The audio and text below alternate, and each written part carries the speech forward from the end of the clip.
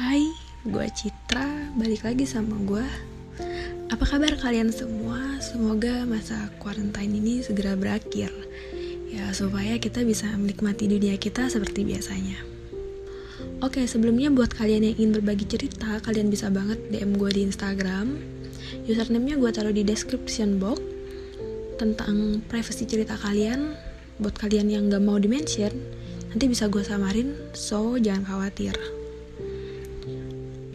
Oke, di episode kali ini gue bakal sedikit ngebahas tentang self-reminder. Jadi, kisah ini datang dari temen gue sendiri. Namanya, kita sebut aja Nai. Gue angkat topik ini ya menarik aja. Soalnya kebanyakan dari kita kurang sadar betapa pentingnya menyalahkan diri sendiri dulu dibandingkan langsung menyalahkan orang lain. Ya, bukan berarti kita yang mulu yang salah. Dalam konteks ini tergantung masalahnya. Jadi, oke, kita langsung dari ceritanya si Nai. Ini kejadiannya baru-baru ini. Kasusnya nggak lain masalah hati gitu. Awal mulanya, Nai udah ngejalin hubungan yang hampir menginjak 1 tahun lah ya. Nah, hubungan mereka seperti orang-orang ngejalin hubungan pada umumnya. Dari ceritanya sih kayaknya sweet gitu ya. Jadi cowoknya Nai ini selalu nemenin dia, meluangkan waktu gitu buat dia. Dan tidak hanya terjadi pada awal pacaran, yang biasanya ini terjadinya dominan pada awal pacaran dan yang masih anget-angetnya gitu. Dan dia bilang kalau emang cowoknya ini kayak yang sering antar dia, antar jemput gitu kalau mau ke kampus. Terus yang kayak mau makan siang doang gitu sampai disamperin. Si Nai gak nyebutin si nyamperinnya tuh kemana. Kalau menurut gue sih jarang-jarang ada yang cowok yang kayak gitu ya di saat seperti ini gitu. Bukan saat seperti ini, maksudnya belakangan ini. Dan dari ceritanya si Nai, itu bertahan sekitar 6-7 bulan. Wah, lumayan lama ya kalau dipikir-pikir tuh 6-7 bulan ngabisin waktu bareng-bareng sama pacar gitu. Lumayan lama banget.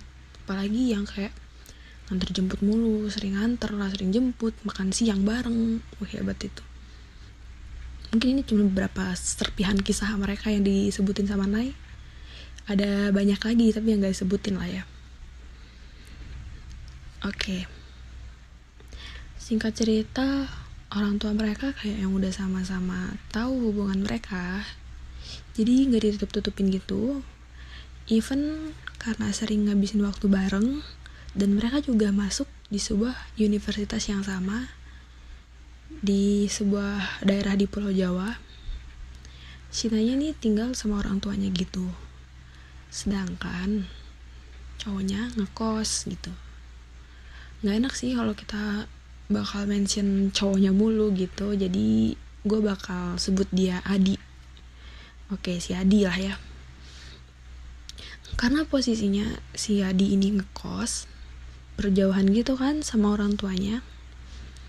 Akhirnya orang tua dari si Nai ini yang ngerangkul si Adi. Ya sekedar buat makan bareng lah di rumahnya Nai atau kumpul bareng keluarga gitu. Berarti kayak udah dikenalin gitu ya sama keluarganya, mungkin udah akrab banget gitu kalau kata gue. Kebaca banget sih kalau menurut gue dari orang tuanya si Nai ini udah ngasih lampu hijau gitu ke mereka. Dan Nai juga nyebutin nih, kadang mamanya si Nai ini ngobrol via telepon sama mamanya si Adi. Waduh, besan ketemu besan gitu lah ibaratnya secara online. Hebat sih, tapi Nainya gak bilang sih si Adinya ini dari mana. Jadi kurang detail. Bukan gimana, dia gak mau nyebutin gitu. Berarti kedua orang tua mereka ini dapat disimpulkan tipikal orang tua yang enjoy dan welcome sama orang baru gitu lah ya. Dan si Adi ini sedang berada di semester akhir, bukan si Adi doang, si Adi dan Nai dia sedang berada di semester akhir, mereka seangkatan. Jadi yang sama-sama sedang pusing skripsian, revisi, hal yang menyangkut kelulusan mereka lah. Dan di masa yang susah bimbingan kayak gini nih, pasti bakal nambah beban banget. Nah, awal mula dari masalah mereka itu terhitung sekitar 3 bulan lalu dari sekarang. Nah, sih bilangnya 3 bulan ya. Ini dari ceritanya Nai, sikap si Adi itu perlahan kayak beda, enggak kayak biasanya. Terus berubah dan sering aneh gitu. Kayak ada yang ditutup-tutupin gitu loh. Terus suatu ketika mereka lagi jalan bareng. Ini masih biasa-biasa aja gitu. Dan kebetulan si Nai ini lagi pegang HP-nya si Adi. Dari ceritanya si Nai sih, dari HP-nya si Adi ada nih seseorang perempuan yang ngechat gitu ke nomornya si Adi di WhatsApp. Tapi chatnya kayak aneh gitu, kayak habis menjawab suatu pertanyaan di atasnya, tapi story chatnya tuh nggak ada. Bingung kan sih Nai, gue juga kalau jadi Nai juga bakal bingung sih, karena kenapa gitu tiba-tiba nggak ada isi chatnya, tapi tiba-tiba ada cewek yang ngechat, jawabnya kayak respon sebuah pertanyaan gitu. Abis itu akhirnya Nai mulai nanya sama si Adi, dan Adi nggak mau mengakui. Tapi karena Nainya ngepush terus supaya Adinya bilang jujur ke Nai, akhirnya setelah beberapa jam debat, Nai bilang dia kan ada di suatu tempat tuh. Habis itu dia memilih untuk pulang ke kos dan menyelesaikannya dengan beberapa jam itu. Adi mengakui bahwa dia iseng ngechat cewek yang kontaknya didapat dari temennya. Tanya sama Nai alasannya kenapa. Gak apa-apa, cuman nyari hiburan. Aneh dong gitu. Tapi Nai mulai berusaha menyikapi, oh ya udah mungkin lagi di fase bosen gitu. Ya udah sih, semua orang juga bakal bosen kan gitu. Oke, singkat cerita, terus karena pandemi saat ini, Adi tentunya balik ke kampung halamannya kan, yang udah pasti kebijakan dari universitas mereka. Mulai dari sini si Adi kayak yang nggak ngabarin Nai sama sekali, ngilang tanpa kabar, dan chatnya sesekalinya bales juga sekedar doang gitu. Hubungan mereka tuh kayak perlahan ngerenggang gitu semenjak 3 bulan terakhir. Nah, si Nai ini mulai nggak tahan juga kan sama sikapnya si Adi yang aneh, kalau bisa dibilang mah nggak jelas. Akhirnya dia mulai berusaha menceritakan masalahnya ke sahabat dekatnya. Si Nai cerita sama sahabat dekatnya, cowok yang emang sering kontekan gitu sama Nai, dan si Adi tahu itu sahabatnya si Nai. Seperti gaya pacaran anak muda pada umumnya gitu kan. Adi sama Nai ini bertukar akun Instagram, dan berulang kali ada DM yang masuk ke Adi. Tapi sama kasusnya seperti yang sebelumnya, pas Nai buka, history chatnya tuh selalu hilang gitu. Hingga hubungan mereka ada di titik terendah, yang kayak udah gak ada sesuatu hal yang bisa mempertahankan gitu. Akhirnya hubungan mereka yang tersisa cuman ya kenangan doang lah sekarang mah, udah artinya udah gak berhubungan lah ya. Namun gak semudah itu kan buat Nai ngelupain masa lalunya. Jadi sebelum mereka mengambil keputusan ini, kan Nainya nih cerita sama sahabatnya gitu. Sahabatnya ini bilang sama si Nai sebelum dia mengambil keputusannya ini, sahabatnya bilang gini, coba deh kamu cari letak kesalahan kamu di mana. Tapi buat Nai susah kan, dia nyari jawaban dari pertanyaan temennya itu.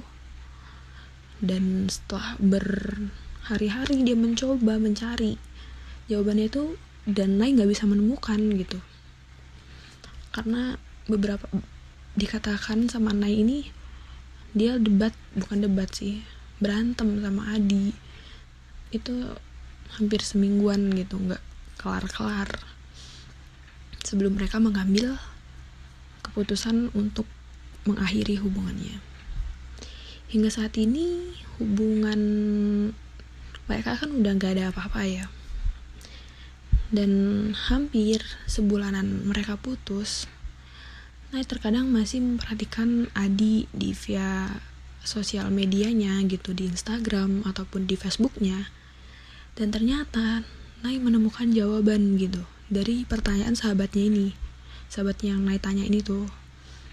Ternyata itu bermula dari hal kecil yang pernah mereka debatkan semasa pacaran itu. Tapi hal ini sebelum Adi kayak bukan selingan sih, kayak di masa bosannya itu. Ya Nay nggak sadar dong sempat melarang Adi melakukan sesuatu, dan akhirnya Adi kayak mendem gitu, mungkin ya udah nggak ketahan.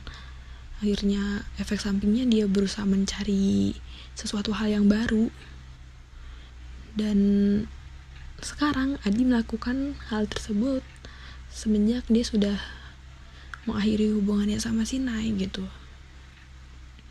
Berarti Nay dapat jawabannya itu kayak, oh ternyata mantan gue ini karena tertekan gitu, karena gue larang. Jadi akhirnya Nay, oh ya udah, mungkin Adinya ini nggak enak ngasih tahu ke Nay karena ya si Adi mau ngejaga perasaannya Nay juga kan, nggak tega gitu. Jadi si Nay cuma nyeritain sampai di situ gimana hubungan mereka sama Adi, hubungannya dia lah. Dan pada intinya gue ambil kesimpulan dari ceritanya si Nay ini, semuanya tuh akan berbalik ke kita gitu.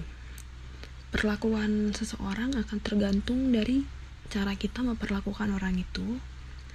Dan saat orang itu mendem sesuatu dan berada di puncak, ataupun kita sedang ada di puncak suatu masalah, coba deh kita salahin diri kita dulu.